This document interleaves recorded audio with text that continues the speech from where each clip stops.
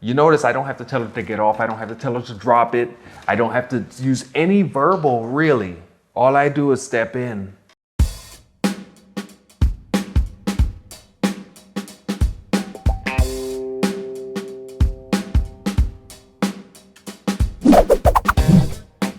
Hey guys, this is Martin Wright from Argos Dog Training, and in this video, inside of this series about luring, and about teaching the dog to play dead, we come across something very interesting. We see Sandy, and we're gonna actually show you how to claim space or claim an object from a dog. A lot of the times we think of dogs that are possessive are the ones that are kind of mean to us as they're possessing the item. Like if I get near it, you'll bite me. But that's not the only kind of possessive behavior that could possibly be out there.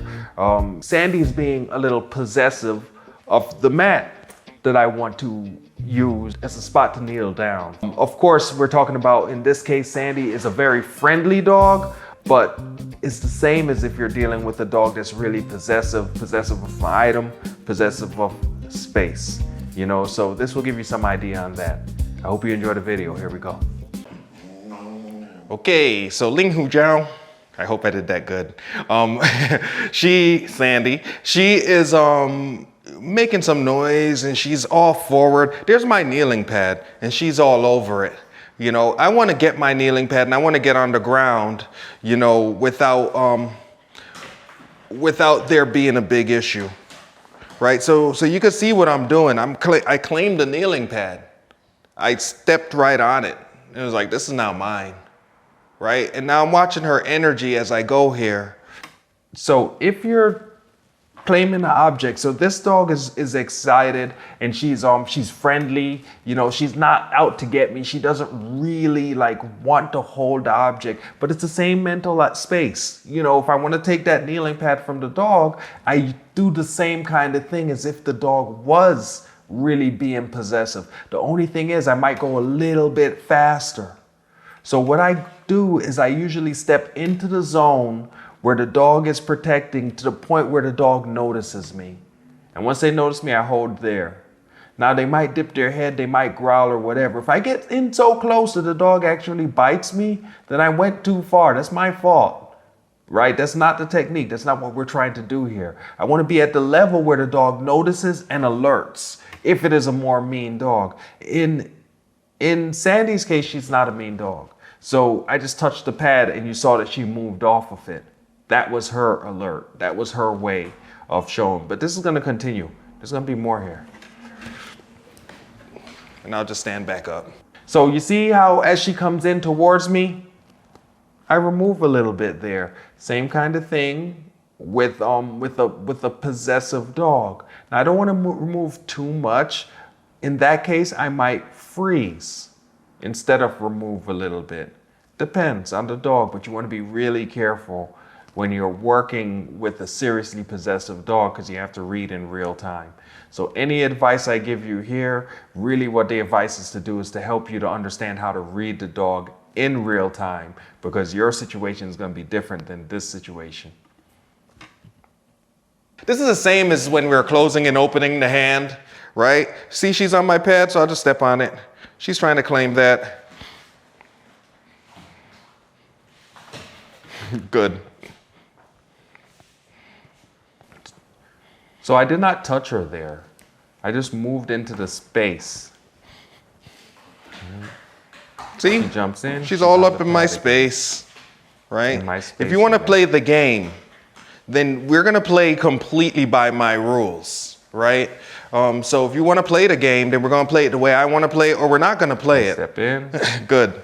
So every time that she comes back and touches that mat, I step in. Right? Every time. Settle down, sweetie.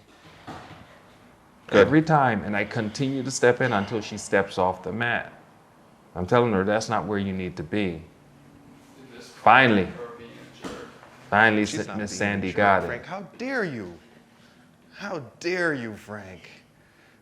Just in case you couldn't hear, because the one that we're the terrible things you say about your dog. Editor we're using. This is the spot where Frank called his dog a jerk. She's so sweet. So just in case. Such a nice dog. Yes. All right. So that's how you claim an object, right? You notice I don't have to tell it to get off. I don't have to tell it to drop it. I don't have to use any verbal, really. All I do is step in to the space. They will look. If a dog is on a bone and you step into that certain distance and they're really protecting that bone, they will look at you. Now, what I will do if I'm far from the dog is I'll stay there as long as they're looking at me. And then when they go back to, I'm going to chew the bone, then I move a little bit closer. And then they will look at you again. And I stay right there until they go back to the bone. They go back to the bone, I come in a little closer and they look at you again. I'm watching the dog, of course, through all of this. I'm looking for signs, that the dog is going to lunge forward or things like that. But if you move really small, a little bit at a time, the dog is not going to lunge forward on you. Of course, a lot of the times you could practice this stuff with a dog in a muzzle. You could practice this stuff with a dog on a tie back. If the dog really likes the bones, if the dog is in a muzzle, you can practice it, especially if you teach them the muzzle in a different context, in a different situation. I think we have videos on this channel about that. Okay, so if you like what you see here today, then definitely click the subscribe button. Give us a thumbs up, make a comment, tell your friends, all those kind of things, so that way we could continue to grow the channel. You can find more information about us, of course, in the description for this show episode. And if you like all of this Argos Media stuff, check out our sister podcast, not a YouTube channel. It's a podcast called The People's Wolf. You should be able to find that on any outlet out there. Until next time, enjoy your day and enjoy your dog.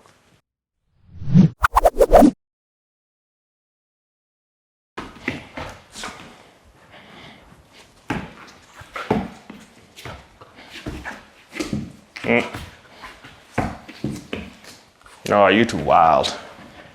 Yes. Frank would say you're being a jerk. I would never say that to her. Never. She's great, but sometimes she's just a jerk. All right.